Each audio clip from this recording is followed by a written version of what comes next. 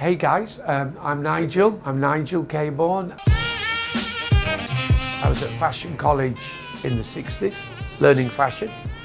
So it's 50 years really.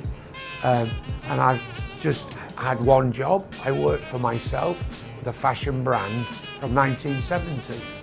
So I think this is the reason that we've got a good following around the world, because the brand is quite an old brand. It's at least 47 years old. And I've had a partnership with Sam, who you met. Sam and I have been working together in Japan from about 1981. So that's a long time as well. I don't like polyester and stuff really. I wear cotton. It's more comfortable for me and it's more old style. Well, I mean, you couldn't really say that Real McCoy's is real vintage. You know, I love Real McCoy's, it's a great brand, but it's just a remake of vintage. We are vintage inspired, but I'm inspired by many things as well. You know, it's not just vintage. I'm interested in World War I, World War II. I'm interested in the Antarctic exploration from the 1950s. I'm interested in Everest from 1921 with George Mallory. We don't copy the real vintage, we take ideas from the real vintage. Which military wear is my favourite? Well, obviously England. So America and England, to me, very similar. The Americans more functional than the British. I think the British is a bit more straightforward, because Australia and Canada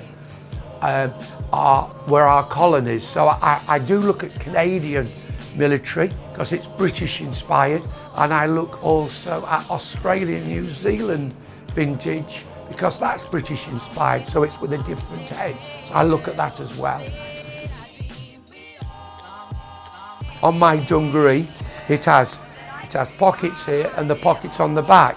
This comes from the US paratrooper monkey pant. So this is the monkey pant from World War II put on to a naval dungaree. So I'm always thinking about new versions of this. Every season there will be something new on the dungaree. And the funny story is, Sam says to me, Nige, it's really great that we're selling thousands of dungarees, and that's through me wearing them every day on Instagram. But he says, Nige, you need to wear something else, because all we're selling is dungarees. Because we're selling thousands of dungarees. I've been coming to Hong Kong since 1990, and I've not really found a really good vintage store here.